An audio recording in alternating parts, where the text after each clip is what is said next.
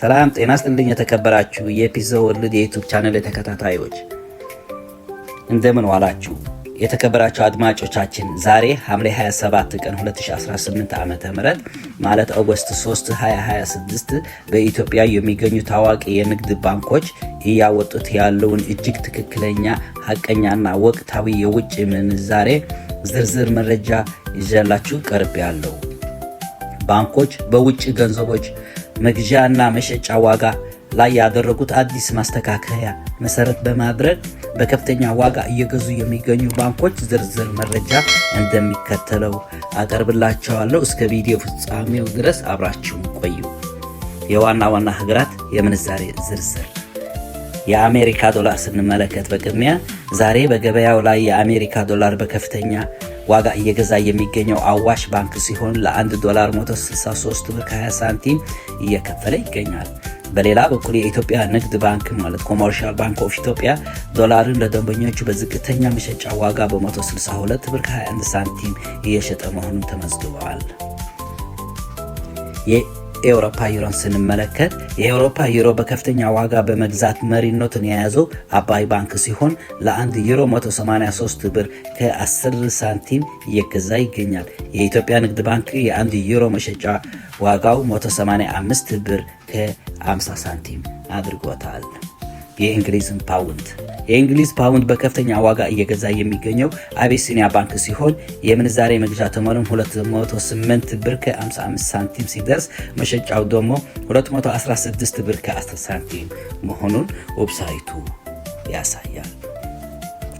የካናዳ ዶላር በዛሬው ዕለት የካናዳ ዶላር በከፍተኛ ዋጋ እየገዛ የሚገኘው አዋሽ ባንክ ለ1 ካናዳ ዶላር 112 ብር ከ10 ሳንቲም እያቀረበ ሲሆን መሸጫው ደግሞ 115 ብር ከ80 ሳንቲም ሆኖ ውለዋል። የአውስትራሊያ ዶላርን በከፍተኛ ዋጋ እየገዛ የሚገኘው አባይ ባንክ ሲሆን የምንዛሬ መግዣ ዋጋው 104 ብር ከ50 ሳንቲም ሲሆን የባንኩ መሸጫ ዋጋ ደግሞ 107 ብር ከ80 ሳንቲም መሆኑን ተገልጸዋል። እንዲሁም የተለያዩ የአረብ ሀገራት የምንዛሬ ዝርዝር እነሆ። የኦማን ሪያል ስንመለከት ዛሬ ለአንድ የኦማን ሪያል በአቢሲኒያ ባንክ ደረጃ 413 ብር ከ20 ሳንቲም በከፍተኛ መግዣ ዋጋ እየተከፈለ ይገኛል። የባህሬን ዲናር ለአንድ ዲናር በአዋሽ ባንክ 422 ብር ከ10 ሳንቲም በትክክለኛ የባንክ ተመን እየተገዛ መሆኑን ተረጋግጠዋል።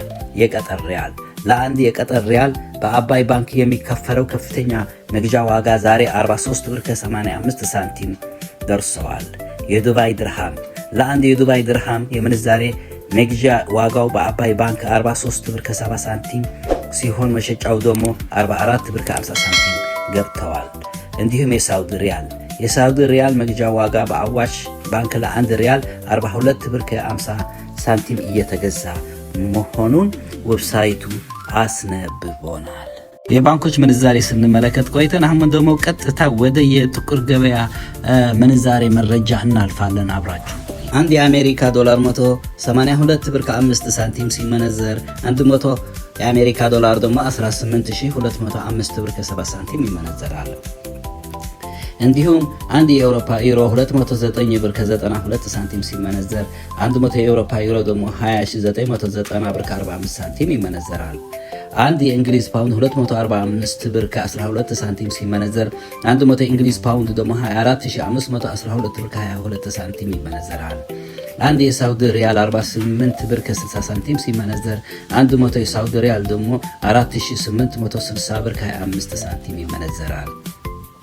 አንድ የዱባይ ድርሃም 49 ብር ከ59 ሳንቲም ሲመነዘር 100 የዱባይ ድርሃም ደግሞ 4959 ብር ከ54 ሳንቲም ይመነዘራል። አንድ የስዊዝ ፍራንክ 225 ብር ከ12 ሳንቲም ሲመነዘር 100 የስዊዝ ፍራንክ ደግሞ 22512 ብር ከ55 ሳንቲም ይመነዘራል። አንድ የካናዳ ዶላር 129 ብር ከ70 ሳንቲም ሲመነዘር 100 የካናዳ ዶላር ደግሞ 12970 ብር ከ20 ሳንቲም ይመነዘራል። አንድ የአውስትራሊያ ዶላር 127 ብር ከ67 ሳንቲም ሲመነዘር 100 የአውስትራሊያ ዶላር ደግሞ 12767 ብር ከ67 ሳንቲም ይመነዘራል።